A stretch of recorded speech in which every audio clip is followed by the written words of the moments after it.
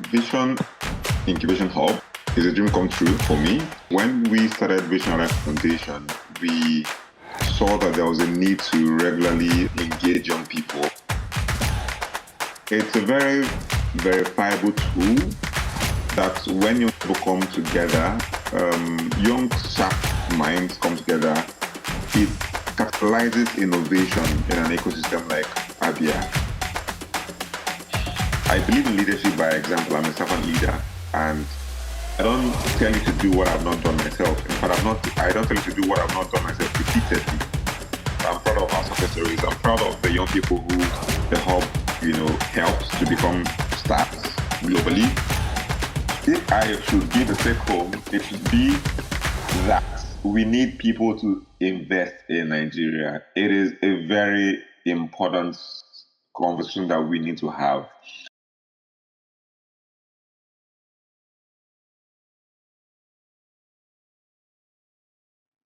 Vision Incubation Hub is a dream come true for me. And Okay. when we started Vision Life Foundation, we saw that there was a need to regularly engage young people. We found out that there was an information gap, which means that a lot of information and tools and resources that would necessarily ensure that young people in Lagos, Abuja, or other cities in the country thrive are not readily available in Abia. And in the Southeast generally, as it were. And so we thought that having our organization help young people to bridge that information gap, help them, equip them with the right information, sources, and tools to become global leaders, even while acting locally, was something that we really needed to do. And so after driving, projects, initiatives, programs, workshops, seminars, and all that over 5 years plus, we felt that there was a need to consolidate our activities because number one, we were spending a lot of money renting hotel halls, and all that to keep engaging young people. We needed to constantly have, one-on-ones with young people. We needed to meet them in their clusters. We needed to engage them more beyond the periodic events and conferences that we organized.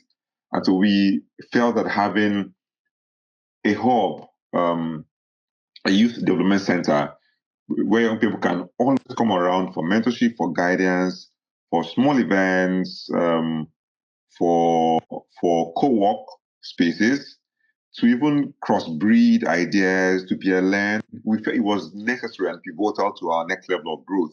And so that was what prompted us to start the VI Hub. And as the name implies, you see that it's an offshoot of the main organization, which is the Vision Life Foundation. The name Vision Incubation Hub is from the name, you see that it was created to help young people incubate their visions, to help them create that enabling environment, to create that creative space and creative corner for young people's ideas to thrive, for them to peer learn, for them to have that space to incubate their ideas with our support as well and with the support of other mentors. So that was the vision or the thing that inspired us to create, to start the VI Hub. And like I said, this is because a lot of young people will always come to us post our events at the foundation to say, oh, I want to meet with you guys. I want to intern with you guys. I want to volunteer going forward. I wanted to do whatever, with us. And we had limited spaces, limited time, and limited availability to do that. And so the VIA Hub provided that platform for us to constantly, frequently engage young people in Abia on other capacities beyond just the one-off events or the periodic events that we had. And I think it's been a very fantastic journey over the years, having that platform that we know that even beyond the parlors and entertainment centers, we have a place where young people can easily come that's as creative and as relaxing as other relaxation sports, but is also in the same vein, enriching, enlightening, and can catalyze them to actually aspire and bring their visions to fruition.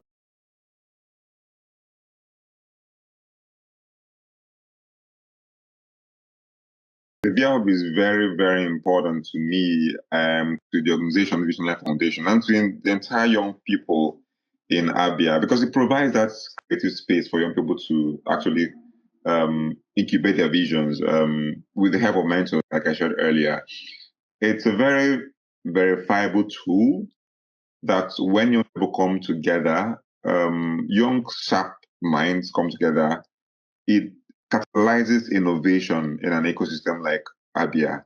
And so what the VIHub means to us is we providing that platform and say, hey, young people, come together, sharpen your minds, share your ideas, peer review your ideas, collaborate, partner, drive your visions together, also promote a very sustainable youth innovation ecosystem for young people in Abia. And so this is why it's important for us, and this is the gap that it fills. We want to have as many spaces as possible, but for now, the one we have, we want to optimize it in a way that it becomes a go-to place for young people to learn, to peer learn, to bridge that information gap, to see the world from that space, right? So the VIHub intends to project the world from the local space, so that when you walk into the VIHub, you no longer think about um, innovation from the lens of our Abia. You think about innovation from a global lens, even while you are working locally.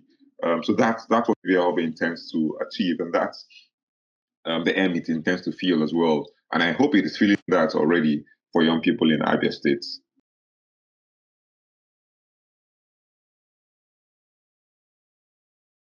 I call myself a social entrepreneur more than just an entrepreneur, and they mean two different things. They have two different connotations. For me, one of the defining journeys, or one of the moments that define my entrepreneurial journey as a social entrepreneur is the impact that it makes, that my businesses make or that I make in the society. Beyond profits, and beyond the social applause, that this brings to us, the impact it makes when I see young people talk about the impact of the VIHub in their lives. When I see young people who have been trained, of course, like I said earlier, our impact runs into thousands. And I travel around the world as well. And I'm always excited when I travel, or even online on social media. I read from one young person who says, "Oh, that the VIHub, the training he or she got from the VIHub, was pivotal to his or her career growth. Was helpful to get a job, to start a business, or to actually do something worthwhile." It's always inspiring to read that, and I'm always inspired to see, such unique stories, such success stories, and this keeps me going as a social entrepreneur. And like I said as well, beyond the profits, the impact that these businesses are making in the lives, in the everyday life of an everyday young Nigerian, and more so a young Abian who, without this platform, might have not seen a level of success, or might have taken more time to see that level of success. This inspires me.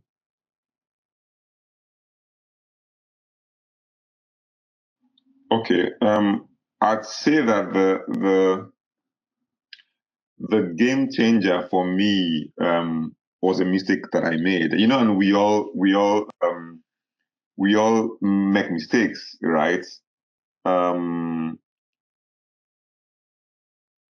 I think the fact that I was able to come out from a mistake was one of the most strengthening experiences, I'd say, that helped my entrepreneurship. I helped my entrepreneurship journey. And so some time ago, when we started the VIHub, we met some paper mistakes. And so documentation processes is quite vital and something I had to learn along my entrepreneurial journey, along my social entrepreneurial journey, because like I said, there's a little difference between the both. And we did not document many of our processes and our procedures, right? At the time we were winging it because we were there to make more impact than make profit at all. And even the profit that we made as a social entrepreneur of the foundation is being plugged back into the foundation.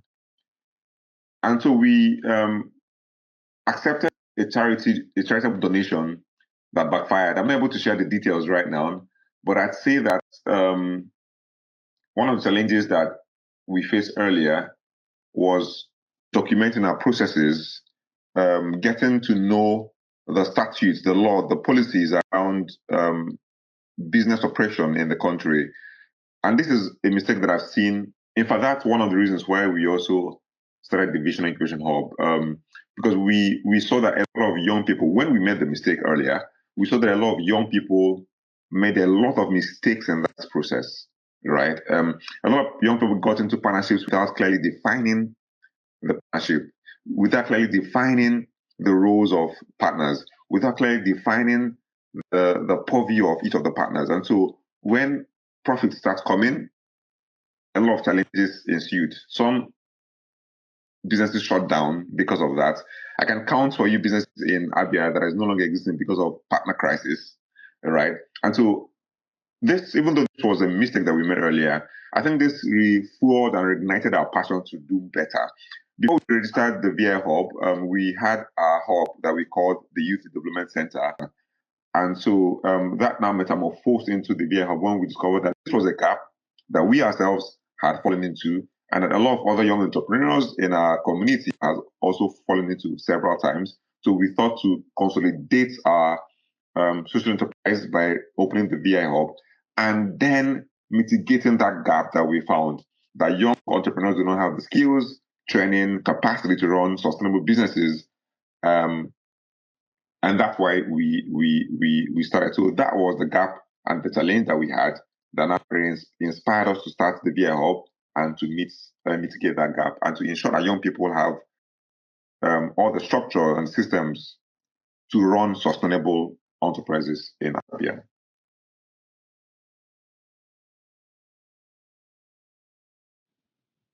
Great question. I'm someone who likes to lead from behind, and I'm someone who likes to um, multiply myself in people I lead or I work with. I believe in leadership by example. I'm a servant leader, and I don't tell you to do what I've not done myself. In fact, I don't tell you to do what I've not done myself repeatedly. And so I'm a leader who leads from behind. I like to do things myself as a way to inspire others to do them. I like to delegate responsibility after I've shown how things are done. I like to allow people to lead, to also lead and take the shine for work that they did. I like to provide opportunities for people to grow, and in fact, that's the bedrock of Vision or Vision Life Foundation and the Vision Incubation Hub. I like to provide opportunities for people to grow and to excel. I like to provide a platform for every young person who comes in contact with me and the organization to thrive. And so I'm that leader who likes to lead from behind. I'm passionate, I'm committed to the teeth. I'm consistent, in all ramification. And so if I say to you, we will do this thing, best believe honestly we will. It might only take time, but we will. And then that's how I also transfer leadership skills to young people. I let young people believe in themselves. I think that's the first core of leadership. You need to be a self-leader. You need to believe in yourself, in your skills, and in your ability to actually lead. And so this has been my leadership style. And it has evolved over time because more so now I no longer, there's something striking when we started, in Abia. We used to, I wouldn't say we used to plead with people to become leaders. We used to encourage, we used to you know, I don't know what other words to use, but now I think leaders gravitate towards us and we help them become better leaders. So for me personally, I've evolved a lot over time. I don't go out right now searching for leaders or people with leadership potential. I think the organizations are positioned to do that. But when I identify leaders, I think I'm also very spectacular with identifying leaders. When I identify leaders, I prune them, I work with them, I help them become better leaders and leaders who transform Africa, because that's the idea behind the work that we do.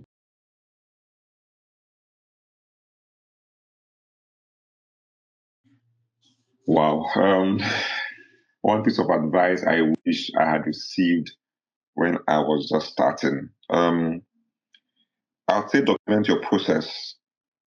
Um, get trained, no matter how um, unconventional the training is, or I'd say no matter how unofficial it is. And when I mean unofficial, I also mean to say it can even be from a mentor. And that's one thing that we also want to achieve with the hub, to train as many young people as we can before they start their businesses.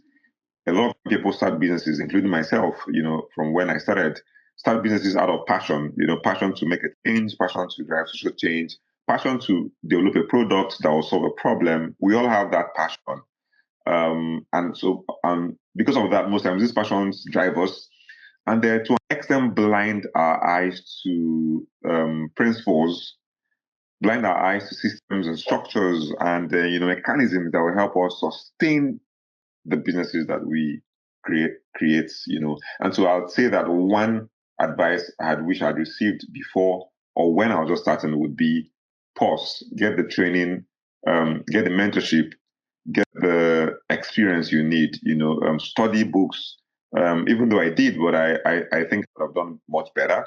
With studying tailor-made books to my industry, that would have helped me refine my idea and thoughts, that would have helped me create a sustainable brand from the get-go, and that will help me ensure that everything, or most things, because you can never get everything intact, but most things are intact, to ensure I don't fall victim of any major, in quotes, problem in the business, and to be sure that I set out the business in a way that it can be sustained over time. Even though it was easy for me to, not really easy, even though it was possible for me to navigate the challenge when it happened to me, but I know that a lot of young people have not had that luxury of navigating, of standing strong and still even after they hit a major challenge. So yeah, I think that would be my response to this question.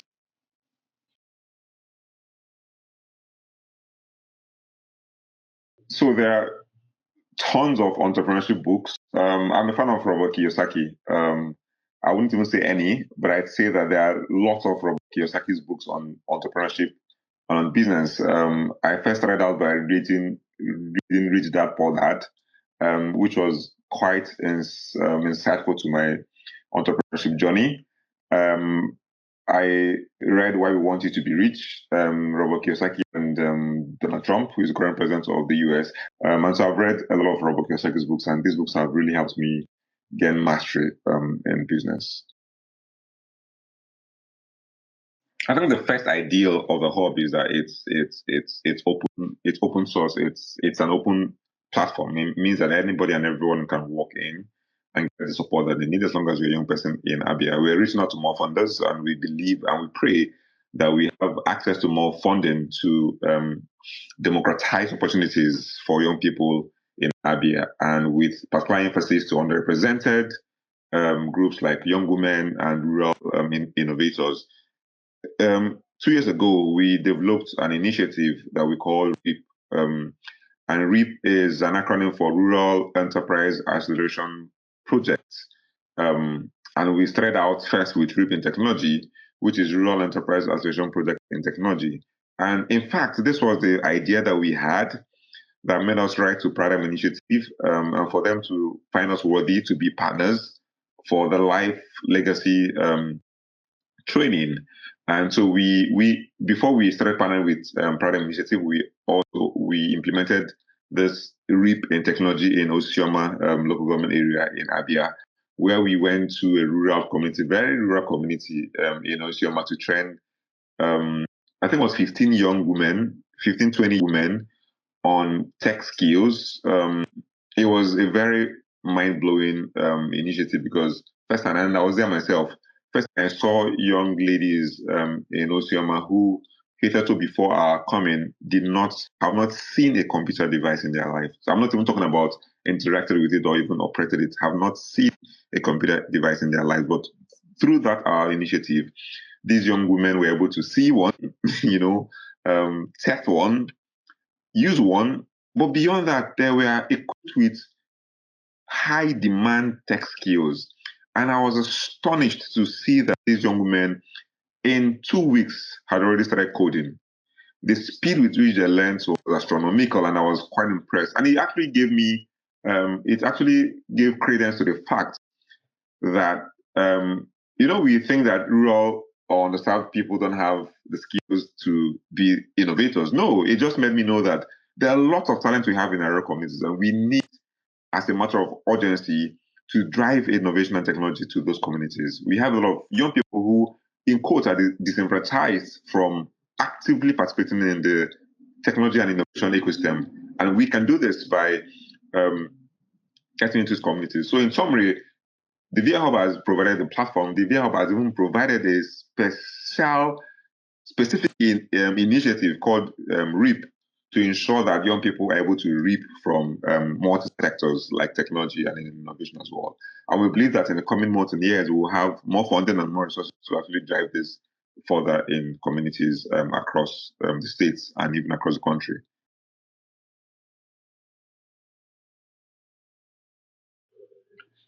I'm always proud of our success stories. A lot of achievements. I'm proud of our success stories. I'm proud of the young people who the hub, helped to become stars globally. Um, I'm proud of the young people who we've trained and equipped to become tech innovators.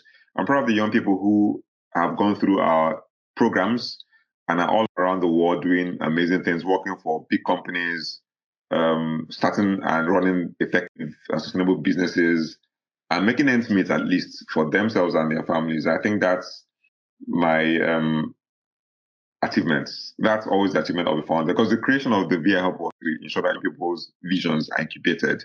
And so that we've done. And when I see those people, when I see the success stories, I feel fulfilled.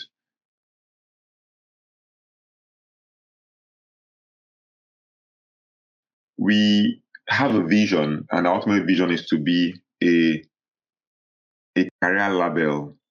And so when I talk about Vision Incubation Hub, it's beyond technology. Even though technology is a driver, but it's beyond technology.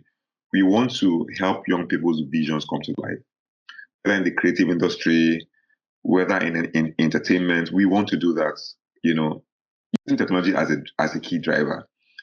And so our vision is to ensure that the theVIHub becomes a strong umbrella, a label for young people across Africa to actualize their visions. We want to set up the theVIHub in a way that it holistically meets the demands of young people in areas of capacity building, access to investors and investments, access to mentorship and global linkage for businesses, and the enabling support for them to sustain their businesses. And so we see it as a career label where young people will come. We help them through the process of incubating their businesses, from getting the MVPs, getting investors, sustaining their brands, scaling their brands, getting more investment into their brands. And in turn, like I said, it's a social enterprise helping other young businesses across Africa and the world become sustainable. So it will be a career label where young people will come, start their businesses, grow, reinvest in other young people's businesses, and the cycle continues. And so that's what we want to achieve. So for every 5 years, we hope to scale. For the past 5 years, what we've been able to do is to ensure that we train as many young people as possible to start their businesses, to become innovators. And so the next vision of the organization is to start investing in these people financially, to start investing in their businesses, to start creating a lot of MVPs with them, to start creating a lot of products with them, and to start scaling these products. And milestone by milestone, we'll get to our big vision. If I should give a take home, it would be that we need people to invest in Nigeria. It is a very important conversation that we need to have. All I've said is encompassed in one message. We need to look inwards.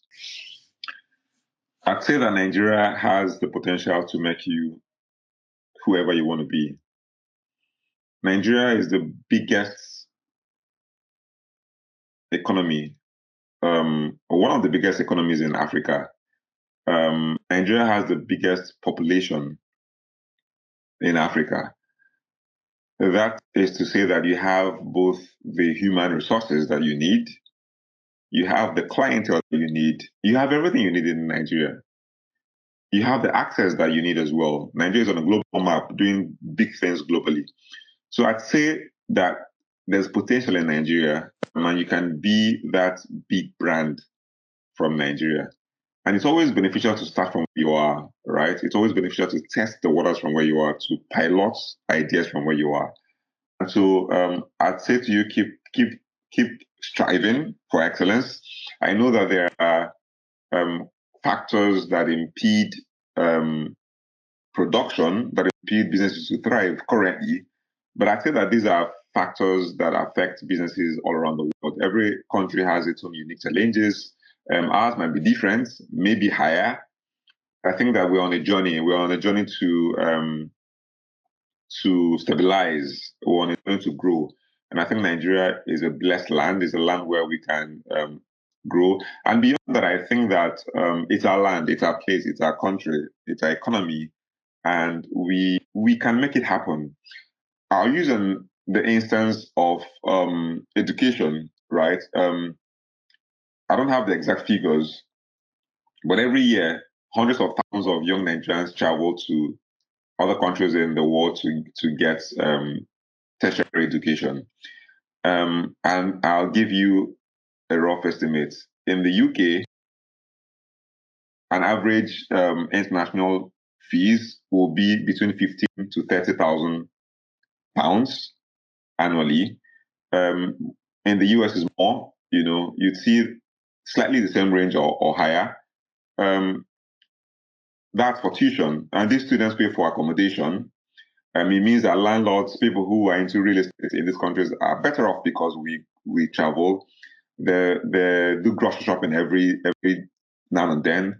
It means that FMCGs and malls are getting richer because of us. They do a lot of activities there, and so you see that the number of people, and of course, people who migrate for education are actually very sharp brains, and you see the number of the brain drain happening, the people moving out of Nigeria to the West to study. You see the amount of money Nigerians are pushing out of the economy of Nigeria as well to study. In the UK and the US, you see that they have education migration is like one of the biggest resource mobilization for them. So imagine that we use a quarter of those monies to invest in the education system in Nigeria, right? And so I think that it's also a call to action that a lot of entrepreneurs should start looking at education. Right now, we have a lot of amazing, even online universities springing up in Nigeria, like the MIVA universities, even Nextford, even though it's US, have a strong stay in Nigeria right now. So it calls for collaboration, it calls for innovation, it calls for young entrepreneurs to even think about more ideas, right? These challenges that's happening in Nigeria, how can I invest to solve the problems? And once you solve these problems, a lot of people run to you. I know that when I was about to get admission, we had private universities springing up because there were few slots in public universities that could take the number of students graduating from secondary schools all across the country. And so private universities started springing up every year. Go and check. New private universities springing up. Yet, it cannot fully accommodate the burgeoning young people coming out from secondary schools. And so there's still a market for that. So now there's National Open University, there's MIVA, there's a lot of online universities, yet the market is still big. We see a lot of companies do their corporate social responsibilities and, sponsor people to travel for conferences, to open our eyes to the world, to become innovative, to understand how the world is running. And, but we have fewer entrepreneurs, we have fewer companies in Nigeria who are open to social entrepreneurship, are open to corporate social responsibilities, are open to finance the next generation of young people in Nigeria. Take, for instance, what Tony Elumelu is doing with Tony Elumelu Foundation. Imagine we have 5 Tony Elumelus in Nigeria. Think about the impact it will bring to the Nigerian ecosystem. So I'd say that I wish I could imprint this thoughts and desires in the heart of the billionaires and the business moguls in Nigeria, and even beyond the billionaires, even the small enterprises. No matter where you are, I think it's time we start investing in people. It's time we start investing in Nigeria. We start investing in the minds that run these businesses, and also to our government. There's a lot of potential in Nigeria. Nigeria has enormous potential. Is no gainsaying saying a lot of young people who travel out of Nigeria become shining stars, but while in Nigeria they suffer because the enabling environment has not been created. There's a huge gap in infrastructure and in the technology that we need to ensure that we drive global enterprises from Nigeria. And so we need people to start investing in Nigeria, start investing in young people, start investing in capacity building, start investing in world-class capacity building for young minds. We can do this. We can become that premier hub. While growing up in Aba, I was told that Aba is the Japan of Africa. And then Japan used to be like the manufacturing headquarters of the world. They still do a lot of manufacturing there. It's called the China of Africa, Aba, the Aba where you live, where I live, the small town of Aba. I don't know if Aba is still called or can still be called the China of Africa right now, the Japan of Africa. A lot of things have eroded, a lot of skills and, resources and power, a lot of things has happened that has eroded that capacity that we have. We need to build it back. Aba used to produce for global exports. We still do, but we need to increase our capacities to do more. There's a lot that can be done, but my advice would be that looking towards we ensure that companies invest locally. We ensure that the government invests locally as well. We ensure that we can build the Nigeria that we want, the Abia that we want, and we can lead sustainable lives going forward. Thank you, Oluchi, for this opportunity.